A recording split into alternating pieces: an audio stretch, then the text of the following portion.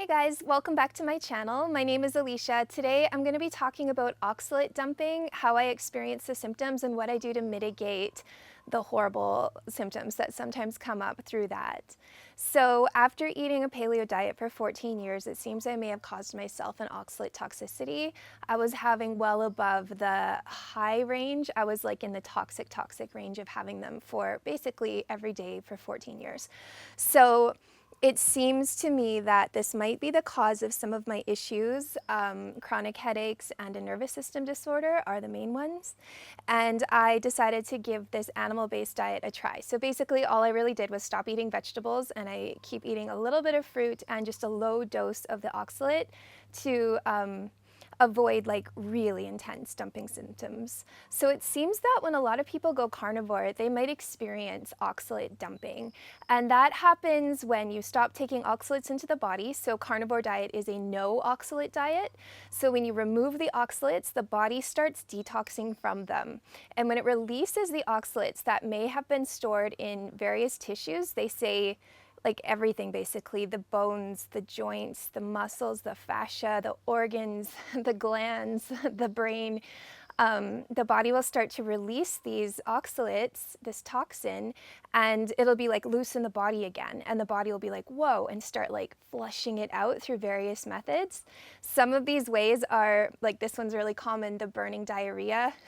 I'm sorry, it's TMI. It's TMI day today. The burning diarrhea, and this is one that a lot of people report back having, that they'll have like watery diarrhea that turns into kind of like a sandy texture in the bottom of the toilet, and that's just like a telltale sign. And I don't like talking about poop on the internet, I don't, but this actually helped me diagnose or like kind of understand what my body was doing. So that's why I'm talking about it here today, because it helps me and it might help you too. So that's one way. There's also burning pee. Like your pee might feel like it's burning, almost like you have a bladder infection or something, but you don't. It's just like the oxalic acid and the oxalate crystals coming out, and they come out in shards. Another way, one that I experience, is that you might be kind of having like dry and crusty eyes and then start pulling little crystals out of them. So pulling oxalate crystals out of your eyes, they're like almost like glass, they're hard. And yeah, they come out. It's really scratchy and uncomfortable. I've heard people say that they've come out of their ears and out of their teeth. And I do get this painful teeth thing. It's almost like a burning sensation in the teeth, in the gums, and it just goes away. So I haven't pulled any crystals out of my teeth or anything like that, but I don't have any tooth issues right now. And sometimes there is this pain, and it's just like phantom pain, it disappears. Another way is that a lot of people will think they're having a keto rash because they're going into ketosis, and sometimes that's a symptom of ketosis.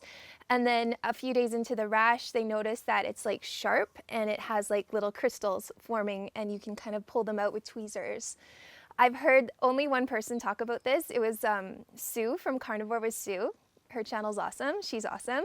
But she talked about how she found these sandy crystals in her bra. So they were being excreted through her breasts. And yeah, that's just another way, another thing to look out from. I haven't experienced that yet either. So there's a lot of ways that your body will start pushing them out. And it can come with other symptoms too. Like for me, I'll feel a little bit dizzy, disoriented. I'll have some brain fog. It's just uncomfortable. Oh, another big one, really powerful anxiety flare-ups. It just comes up out of nowhere for no reason. And then it's usually followed by like some of these other dumping symptoms.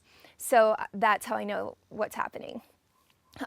So some of the ways that I help myself, because having these symptoms with a busy lifestyle when you're like a mom, and I'm a yoga teacher, so I can't just be in class and run to the bathroom multiple times. That's not a thing.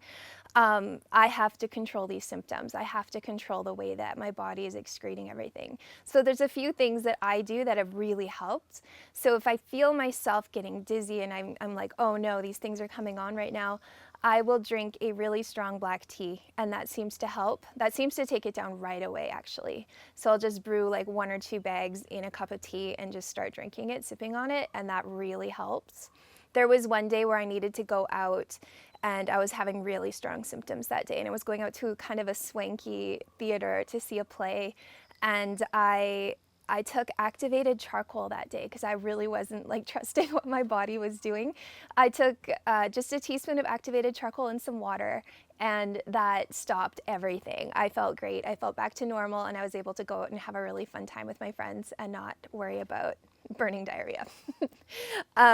So another thing I do every single day is really keep up on hydration, and I'm going to show you here exactly what I do. So this is how I personally stay accountable to my hydration. I mix up everything in the morning time and I put it in the fridge so that it's ready to go for the day. And this is what I know I have to get through. So I do 2 liters, these are 500 mils, so I do 2 liters of salty lemon water, and I'll put like a 1/4-ish teaspoon in every glass. I like to mix up my salts, so today I've got a pink Himalayan and a gray French sea salt. And then I already mixed up my electrolytes, and I won't talk about that because I'm changing them. And I don't even have lemons today, I have just 1 lime. Usually I would put half of a lemon in each of these. So I'll just squeeze it in and I'll put them in the fridge so they're nice and cold and ready to go. And I'll also drink 1 750 ml bottle of the San Pellegrino, the fizzy water, mineral water, and it's so good. That one feels fancy and special. Sometimes I put electrolytes or lime in there too, just because then it feels even more fancy. But yeah, that's what I do. That's how I stay accountable, because I might forget otherwise. I will forget to drink all of my water if I don't do this. I also drink a coffee, and I might have a herbal tea at the end of the day, but that's it for me. So taking in citrate through lemon juice, lime juice, or even just like magnesium citrate, calcium citrate is one that's been recommended. I started taking a calcium supplement. It's just 1 tablet that I take 3 times a day, like breakfast, lunch, and dinner if I'm doing that.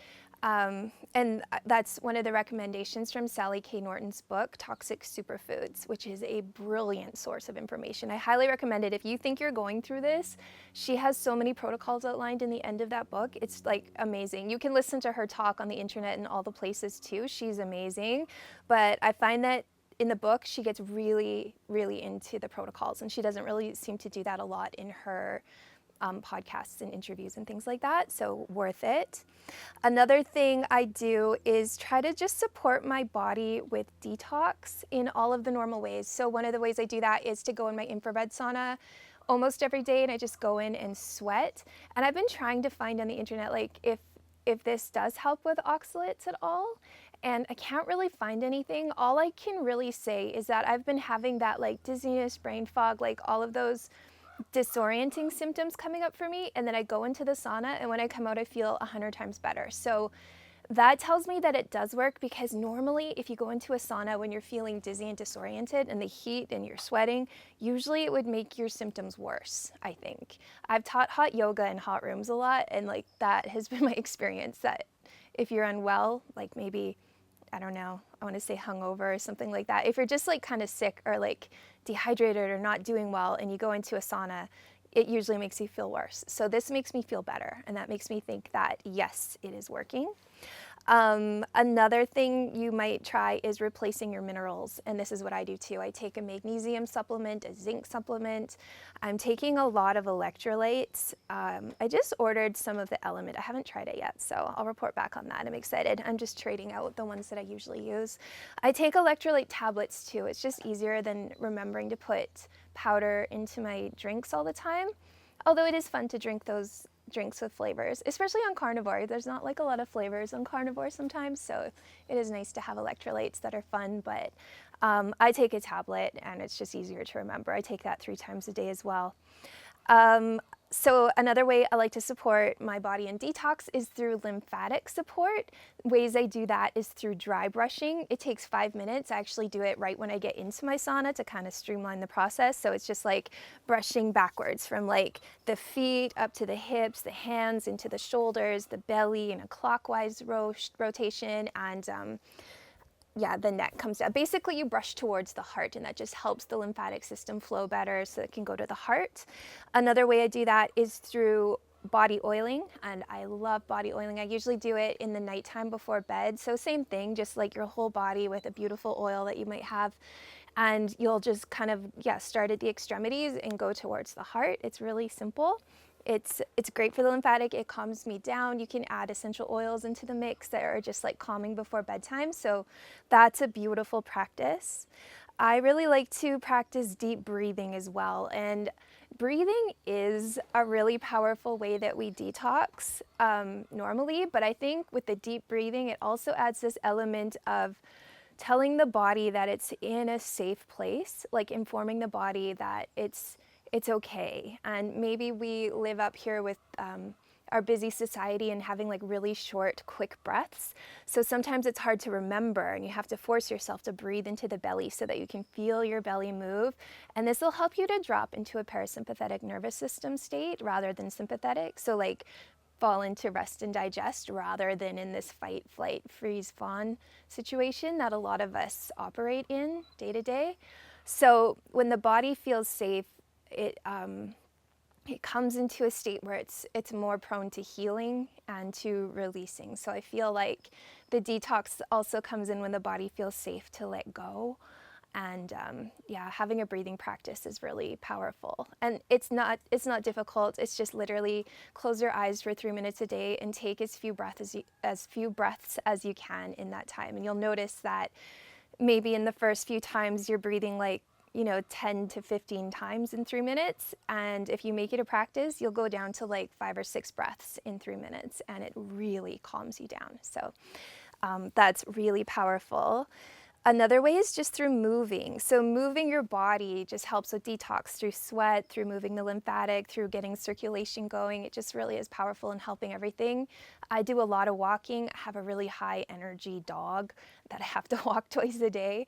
I also teach yoga, and I have an acreage. So like I walk a lot. I move a lot. I think it's really helpful though. I obviously promote yoga, but just even a 10-minute practice a day, just like some quick sun salutations, like moving the arms over your head. This is going to really help your circulation and just get everything flowing better.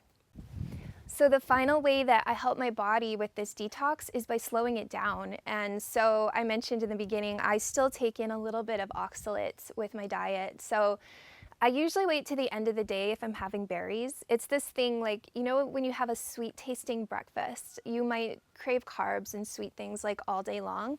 So I like to save that until the end of the day so that I just have it and then I go to bed. I don't seem to have like a hardcore sugar addiction or something like that where like it's just going to send me off the rails. So just be careful, watch it if you are one of those people that has like a harder time with having carbs. You can still have oxalates without having carbs. Like the black tea is not a carb, and you can use cacao powder maybe in your coffee or just have some really dark chocolate. So that's a couple of ways that I like to incorporate it, and I'm going to be experimenting with a whole bunch of different combinations of things going forward, just kind of see what works, see how it goes. But that's all I've got to report on so far. And I think it's working. Like I've been moving more. I've been getting a little bit more intense in my workouts and my fitness. And so far, no headaches. I went mountain biking yesterday with my fit friends, like the ones that really challenged me. It was really actually hard for me. And I feel pretty good today. So I'm confident in this diet. I'm confident that my body shedding the oxalates is actually helping me on my healing journey.